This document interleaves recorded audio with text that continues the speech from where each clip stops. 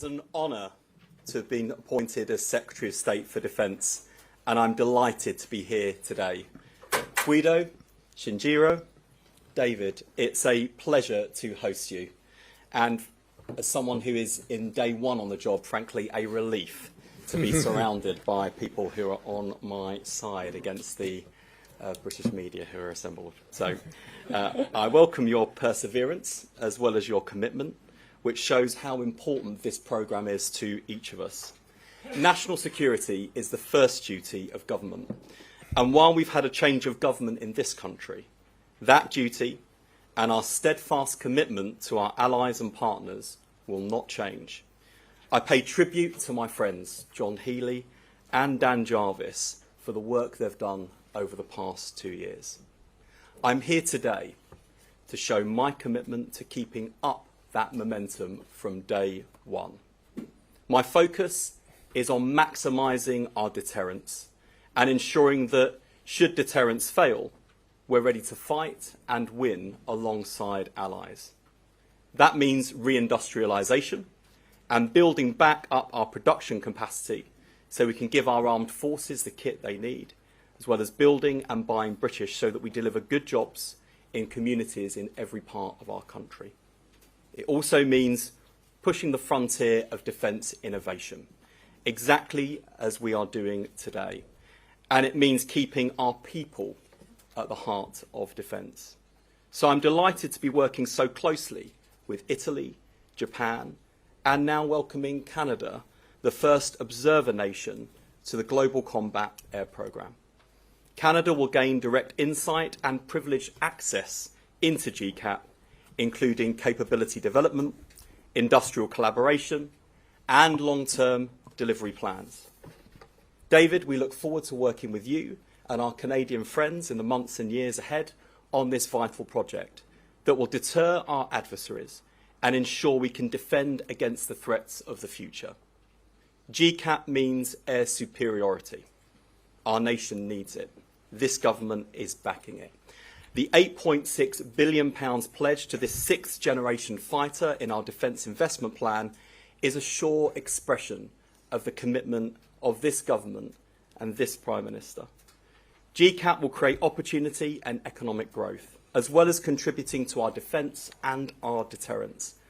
The wider Future Combat Air System programme today already supports 4,500 jobs across the UK, with thousands more expected to be supported over its lifetime as we accelerate progress. This venture also brings together some of the finest minds in the world, pushing the boundaries of the most advanced technologies ever developed as we drive innovation. Its potential is extraordinary. GCAP is a demonstration of the bond of mutual trust our nations share. Together, we will keep our nation safe, support good jobs, and give our armed forces the kit they need to deter and defend for generations to come. Thank you. Now let me hand over to Shinjiro. Thank you. First of all, I would like to express my warmest congratulations to the Secretary Streeting on your appointment. I look forward to working with you closely. As you have been to Japan when you were elementary school student, as an exchange student, I look forward to your next visit to Japan. The Global Combat Air Programme, GCAP, is a milestone joint development project with Italy and the United Kingdom for a next-generation fighter. The program brings together the Indo-Pacific and the Euro-Atlantic located far in the distance from each other. This one-of-a-kind project serves as the basis for connectivity between the two regions and will be a long-lasting foundation for close ties among people, collaboration in technology, as well as cooperation among industries in the decades to come. GCAP is a truly transformative initiative, one that will fundamentally reshape the way the international community approaches security cooperation by enabling a global GCAP community to contribute collectively to our shared security. Earlier, we, the four nations, Japan, Italy, the United Kingdom, and Canada, had a dialogue and made this monumental decision to formally welcome Canada as an observer to the GCAP program. The security of the Indo-Pacific and the Euro-Atlantic is inseparable. And now, at this moment, Chinese and Russian naval vessels are conducting joint navigation operations in the waters surrounding Japan. In the middle of it, a Chinese naval vessel conducted live fire exercises within Japan's EEZ over the weekend. Amid this increasingly severe security environment, it is my great pleasure to join this celebration to announce Canada's observership. It is monumental as Canada is geographically located between the Indo-Pacific and the Euro-Atlantic. I have met and had frank discussions with Defense Minister McGuinty on many occasions such as in Munich, Tokyo, and Ankara. I am very much encouraged by Canada, which has been enhancing their engagement in the Indo-Pacific in recent years. Canada's participation in the program as an observer will provide great momentum to further strengthen Japan-Canada defense cooperation. Looking ahead, I strongly hope that Canada's participation as an observer in the program will further advance the cooperation among our four nations in initiatives such as supporting greater alignment of strategic priorities and help expand the network of cooperation among like-minded partners. Thank you very much. Thank you. And now, Guido, if I could turn to you. Grazie. Grazie a tutti di essere qua oggi. È un onore per me poter accompagnare il primo giorno di scuola di un nuovo collega. Iniziare con una conferenza stampa con 3 ministri è difficilissimo. Iniziare con un programma complesso come il GCAP è ancora più difficile. E noi qua oggi non siamo qua per i nostri interventi, siamo qua per supportarlo come amici in questo momento molto importante per lui e per il Regno Unito. Abbiamo collaborato con i tuoi predecessori, come si collabora con gli amici, e siamo rimasti amici, e sei fortunato che uno di questi ora gestisca le finanze e il bilancio UK con la consapevolezza di quanto è importante la difesa per il Regno Unito. You said it. Ne approfittiamo che Dio conservi John per la difesa di UK e quella europea. A parte gli scherzi, siamo qua per un programma che per noi è molto importante. Noi abbiamo creduto fin dall'inizio nel GCAP, che è molto più di un programma per sviluppare un nuovo sistema di combattimento. È una scelta strategica che dimostra come nazioni che condividono valori democratici possano costruire insieme la propria sicurezza futura. Italia, Regno Unito e Giappone hanno deciso di mettere in comune le competenze, le capacità industriali e quelle tecnologiche. Il GCAP dimostra che la cooperazione internazionale non rallenta i processi quando è fondata sulla fiducia, anzi li rende più forti. Il programma rafforza il legame politico e strategico tra i nostri 3 paesi, che condividono una responsabilità globale. Il GCAP nasce come partnership tra uguali. Ogni paese contribuisce secondo le proprie eccellenze. Responsabilità, investimenti e benefici industriali e ritorni tecnologici sono equilibrati in base a quello che abbiamo messo. L'abbiamo scelto fin dall'inizio. E siamo contenti di accogliere la partecipazione del Canada come osservatore. È un riconoscimento dell'attrattività del nostro programma, dimostra che il GCAP rappresenta un modello credibile di cooperazione tra alleati. L'apertura verso partner che condividono i nostri principi e le nostre responsabilità rafforza il progetto. Il GCAP non produce soltanto sicurezza, genera innovazione, ricerca, occupazione qualificata e competitività industriale. Prima Sinshiro ha ricordato la Cina e la Russia. Questa è anche una risposta all'aggressività di alcuni paesi come la Cina e la Russia. Far vedere che noi rispondiamo all'aggressione di questi paesi unendoci, perché dall'unione di grandi paesi come i nostri nasce una realtà più forte, più deterrente, più capace di fare massa critica e di dimostrare ai nemici dell'Occidente dei valori e della libertà che noi non ci inchineremo mai alla sopraffazione, e alla violenza o alla guerra. Anche per questo è importante il GCAP e anche per questo sono onorato e contento di essere qua a rappresentare l'Italia.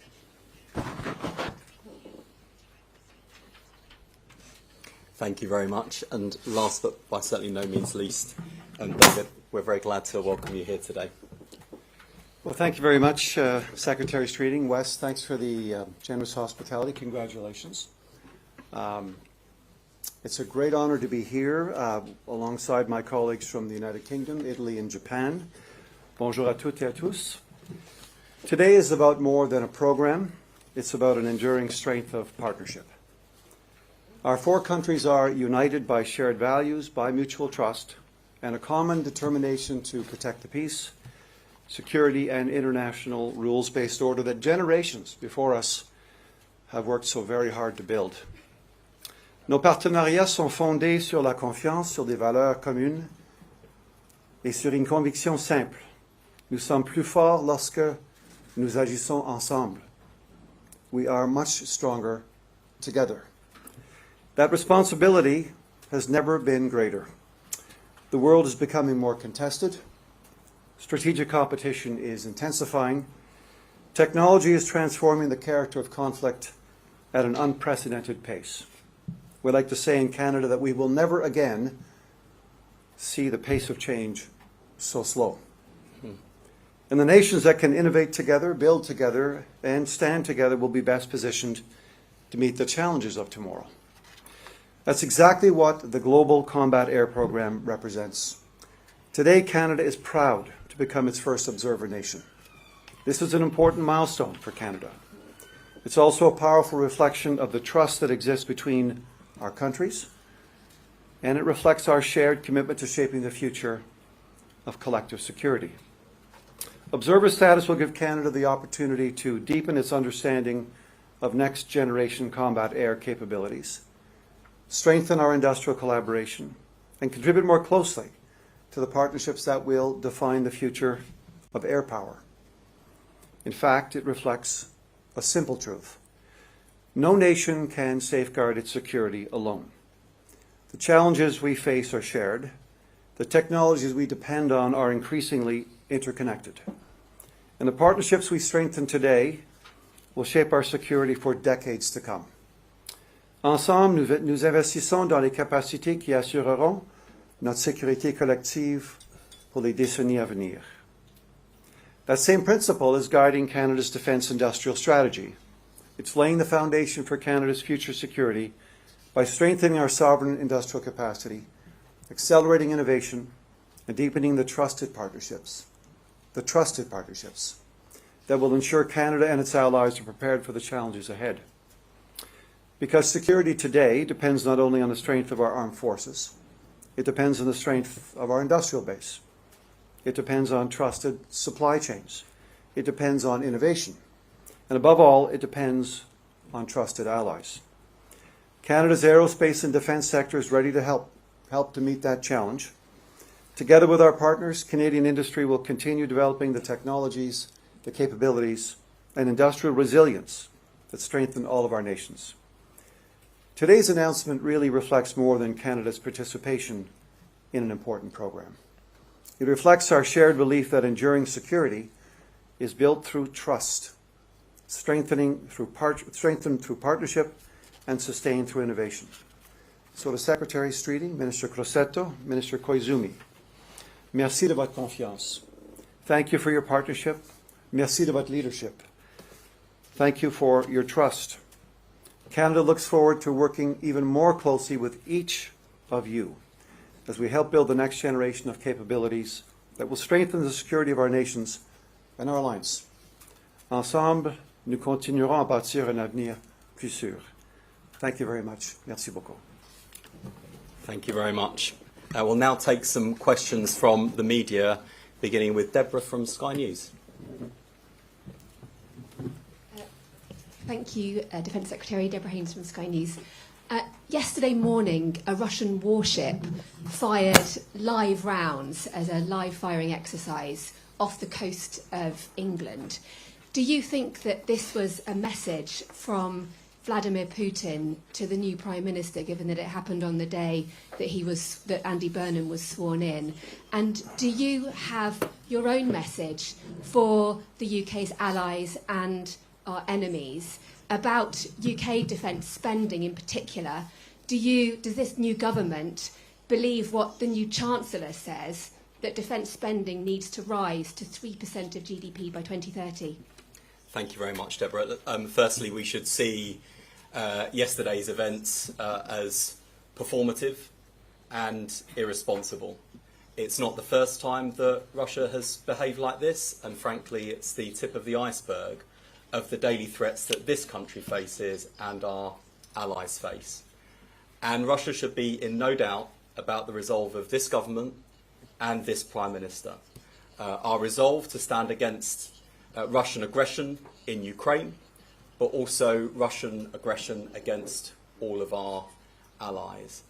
The commitment that the Prime Minister has given to the defence of our nation is clear and will be even more clear in the coming months. I'm absolutely delighted that my friend and predecessor, John Healey, has taken on the challenge of Chancellor of the Exchequer. His position on defence investment is on the record, as is mine.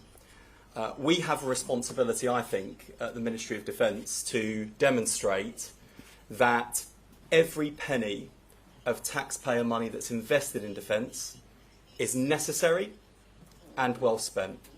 To show that we understand the sacrifices that involves from other government departments in terms of opportunity costs of other things we might fund, but also to taxpayers, whether individuals or businesses that are feeling hard pressed.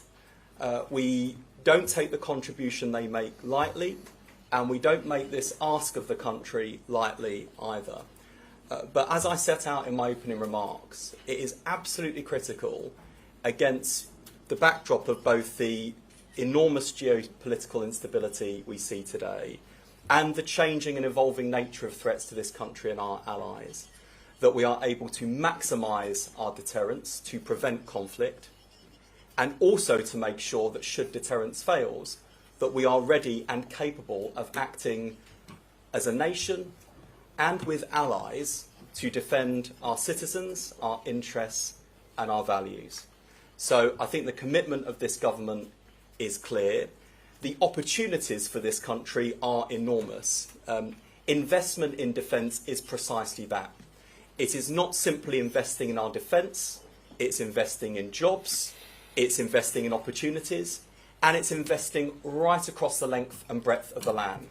So this ministry has an enormous contribution to make, both to the Prime Minister's vision for reindustrialisation, but also his vision in terms of improving living standards, jobs and opportunities for people from working class backgrounds like mine right throughout these islands.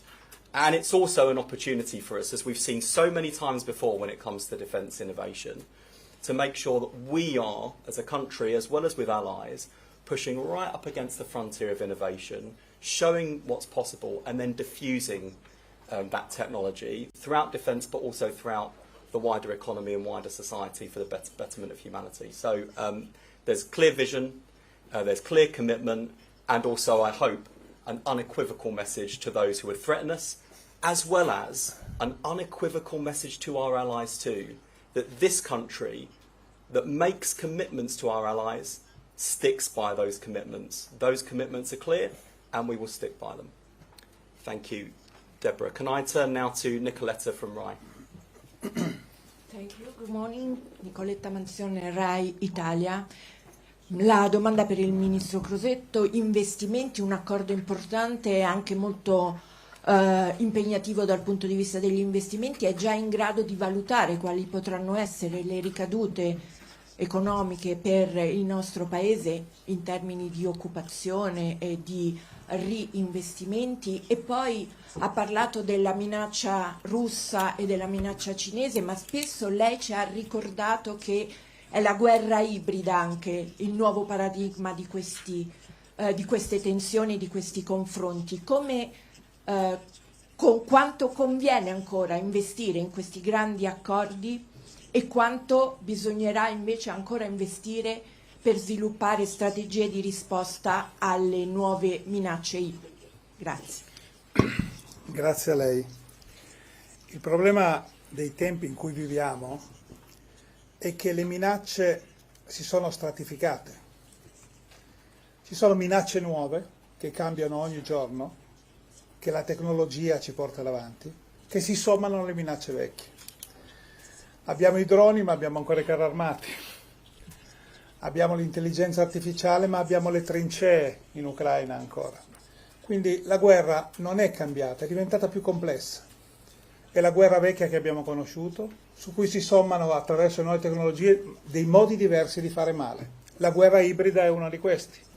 La guerra ibrida significa attacchi cyber alle nostre banche dati, ai nostri stati, ed è continua ogni giorno centinaia di attacchi che non si vedono, che nessuno percepisce come guerra, ma che sono guerra e che arrivano da alcuni stati.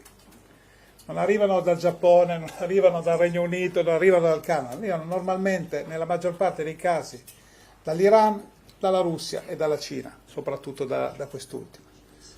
Ma c'è un malessere ancora meno evidente, ma ancora più pericoloso, che è quella della trasformazione delle opinioni pubbliche attraverso i social media, attraverso un sistema scientifico per cui degli algoritmi sempre più accurati cercano di influenzare le opinioni pubbliche, di distruggere le democrazie, perché le democrazie sono più deboli, perché in Cina il voto non conta e quindi è inutile influenzare l'opinione di un cinese, ma influenzare l'opinione di un giapponese, di una persona del Regno Unito, canadese o italiano invece ha degli effetti devastanti, quelli di indebolire la democrazia, di dimostrare che la democrazia è un sistema che perde contro l'oligarchia perché è troppo lento, perché richiede dei compromessi. Ecco.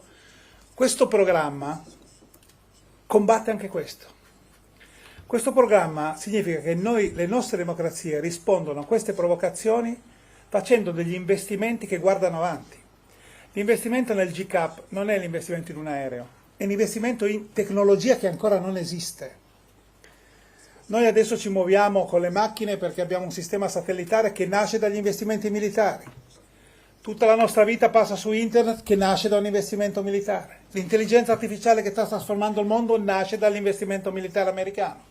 Noi stiamo costruendo attraverso un investimento che parte dalla difesa il futuro tecnologico, la difesa tecnologica non solo della parte dell'industria militare, ma di tutta la parte produttiva. Cioè noi stiamo cercando di dare ai nostri lavoratori nel futuro le tecnologie su cui costruire altre cose, non soltanto il GCAP, ma attraverso questa tecnologia di costruire il Giappone, il Regno Unito, il Canada, l'Italia del futuro. Ecco, io sono convinto che solo questi grandi investimenti ci possano rafforzare, così come sono convinto che la più grande deterrenza verso questi paesi sia l'unione. La più grande deterrenza di questi paesi è vedere che noi ci uniamo, che non siamo soli e non ci dividiamo. Thank you very much. Next I'm going to turn to Murayama from Kyodo News. 共同通信の村山です。よろしくお願いします。小泉大臣に伺います。今回、日本にとって、GCAP の重要性とですね、あとカナダが今回オブザーバー参加を決めたということについての受け止めを改めて伺います。また今回、カナダを含めて4カ国の防衛トップが一度にこの場に集まったわけですが、この4人で集まって、メッセージを発出する意義についてもお伺いできればと思います。はい、ありがとうございます。まず GCAP は我が国の防衛に必要不可欠な航空優勢を将来にわたって確保するためのプログラムであるだけではなくて、基本的な価値を共有し、共にアメリカの同盟国であるイギリス、そしてイタリアと、今後数十年に及ぶ幅広い安全保障協力の礎となるものです。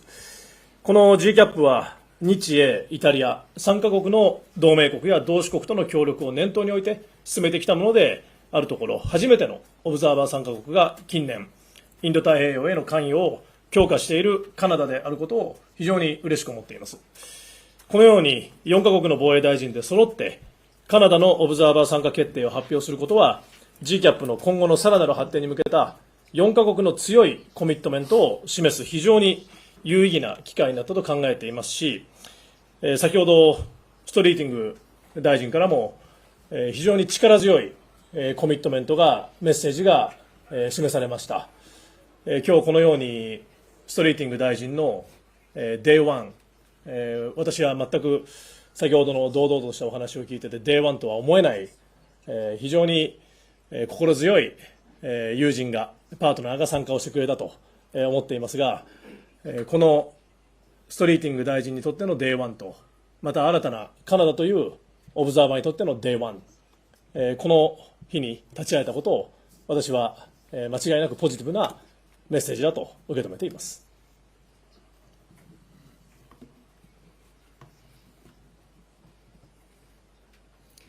Thank you. Yes, indeed. Nothing says commitment like a press conference on day one in a new job.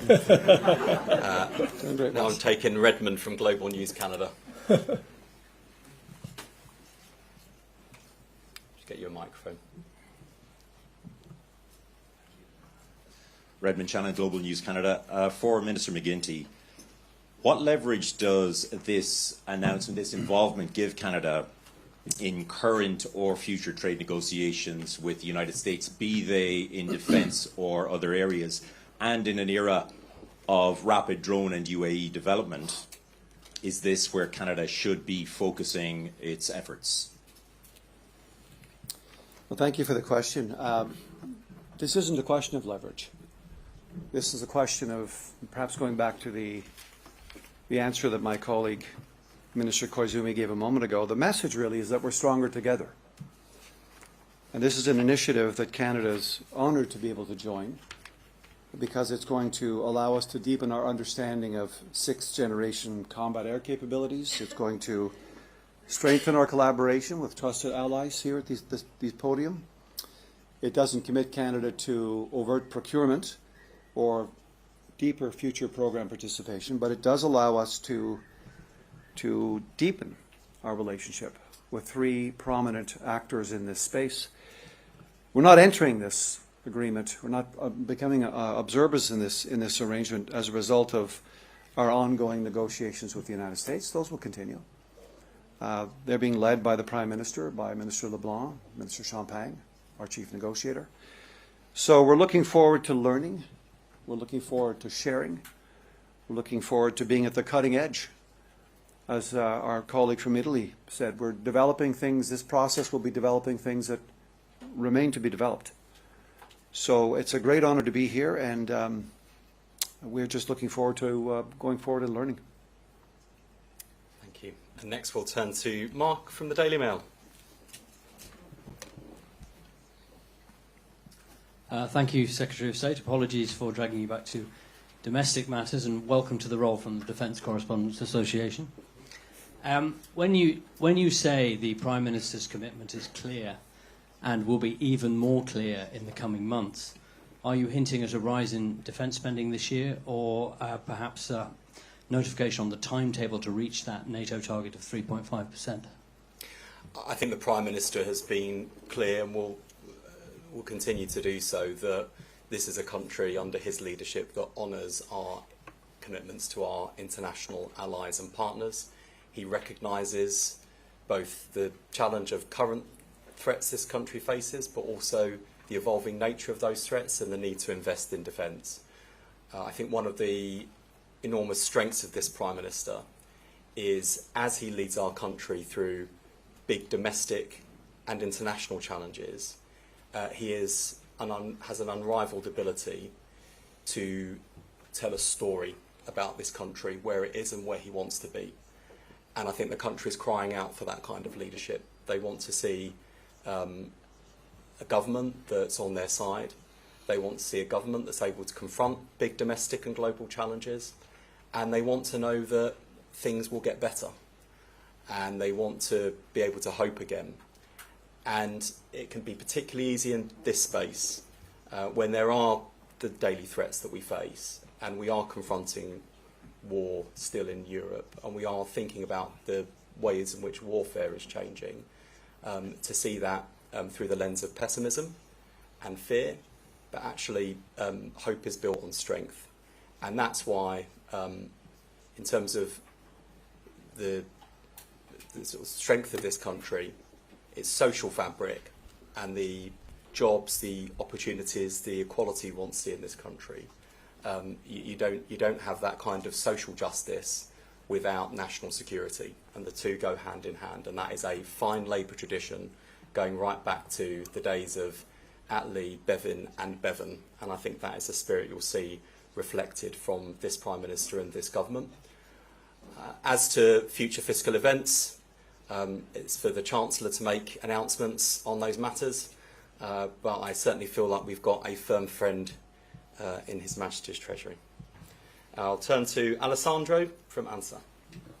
Yeah. Alessandro Groscino, Italian News Agency, ANSA. A few days ago, Admiral Cabo Dragone from NATO headquarters said that Ukraine, in his opinion, is turning the tide in the war against Russia. So do you think, I asked Minister Crosetto, but also whoever want to answer, do you agree with this idea that Ukraine can actually win the war against Russia?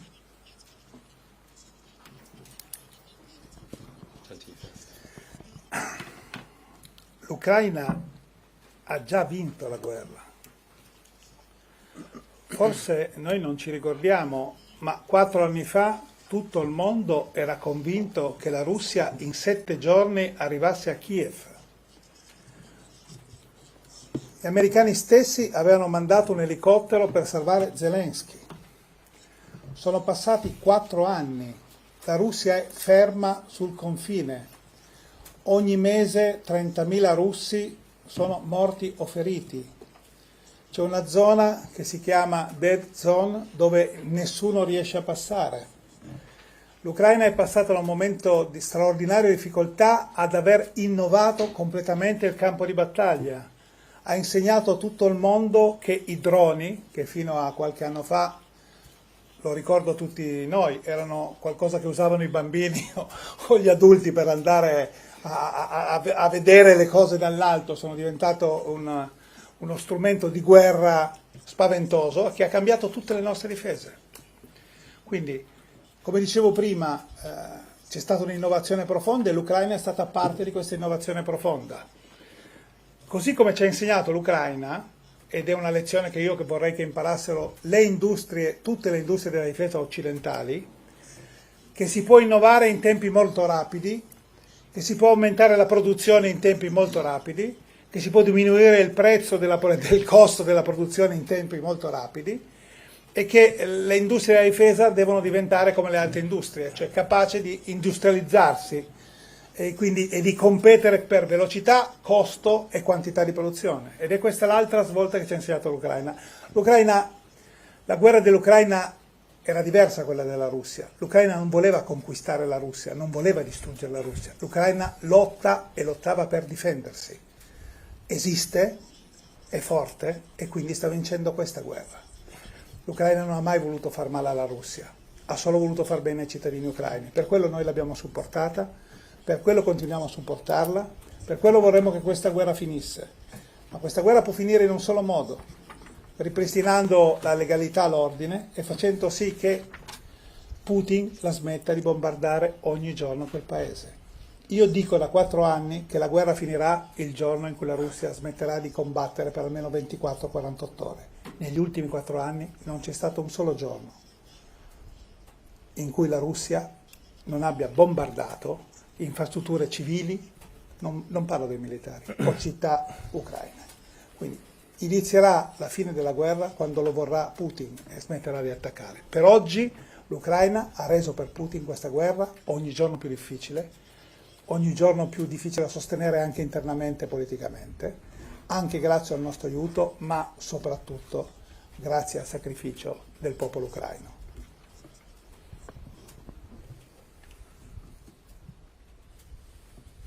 I wholeheartedly endorse those comments, and the the war in Ukraine has been a total humiliation for Vladimir Putin. He thought he would steamroller through Ukraine and win the war quickly, and instead he's bogged down and has paid a terrible price in Russian lives. And I think it was a war that was of his making, not of Ukraine's, and it is a war that he could end today if he chose to. In the meantime, the commitment of this country to supporting our friends in Ukraine is unshakable. And against the backdrop of lots of domestic political change in this country, from various Conservative Prime Ministers through to transition to now 2 Labour Prime Ministers, the thing I'm most proud of is throughout that entire period since this war began, this country has stood absolutely united and fully shoulder to shoulder with our Ukrainian friends and allies, because we recognise that their fight on the front line is the fight for freedom and democracy. And that is absolutely unshakable, as is the support not just of successive British Prime Ministers, but of the British people too. I'll now take Ashley from CBC, unless my colleagues want to come in. Good morning, Ashley Burke, CBC News. Minister McGuinty, the U.S. said yesterday that it's going to be hitting Canada with more tariffs, 50% on many goods. What's your reaction to that? And what message does this announcement, this partnership, say today in a time when you're trying to diversify? And Defence Secretary Streeting, do you want Canada to become a full partner of this program and eventually buy these fighter jets? Look, this is the latest in a series of unilateral U.S. trade actions. Not unfamiliar to us, it began with the U.S. imposing a series of tariffs in direct violation of the CUSMA Free Trade Agreement. That included tariffs on the Canadian auto sector in violation of CUSMA. And Canada, as is its right, responded. Since then, we have, in response to those measures, also made sure that Canadians from coast to coast to coast, we haven't been sure that they have come together themselves to take the necessary actions to support our economy, defend our workers, our farmers, our businesses, and our families. Listen, I think it's fair to say everyone in the room recognizes that the U.S. has been transforming all of its trade relationships, including those covered under CUSMA, for the past 18 months. So it's not new. Canada has made a series of detailed and comprehensive proposals to resolve the dispute, to modernize CUSMA, and we stand ready to intensify those discussions. We do believe in the benefit of free and fair trade. That's why our government has signed 20 new economic and defence agreements in the past year. This trade dispute continues to cost families money, particularly American families. They are paying a price, and Canada stands ready to engage intensively to make sure that these issues can be resolved. So we're going back to the table. And the question of this observation, this observer status in this particular agreement and its linkage to the Canada-US relationship, I want to be really clear about this.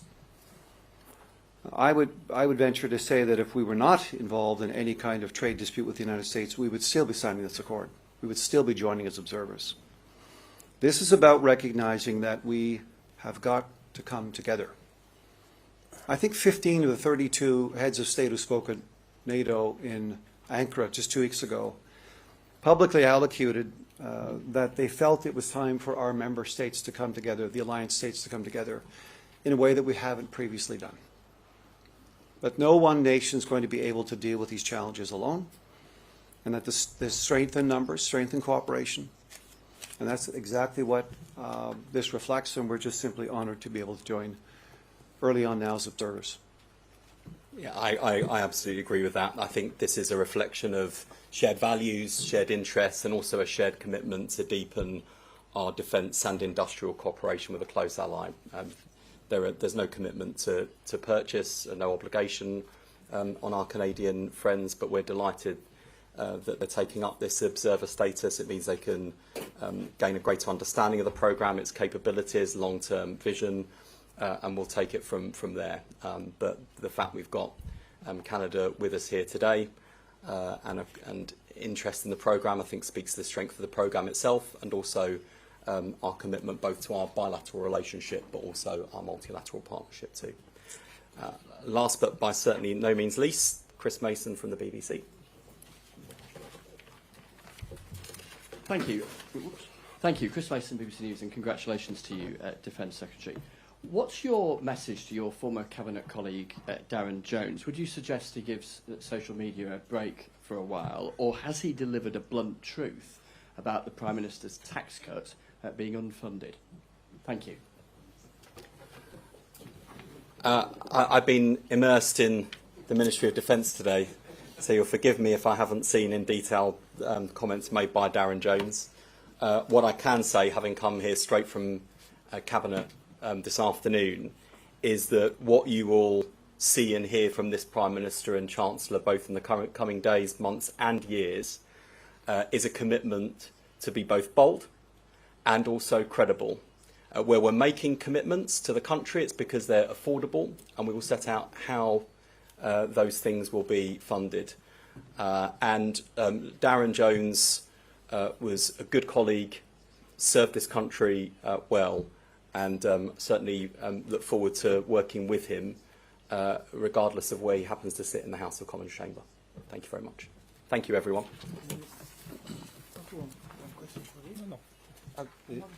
No, fine. I did not have a... Thank you. That is it. Thank you.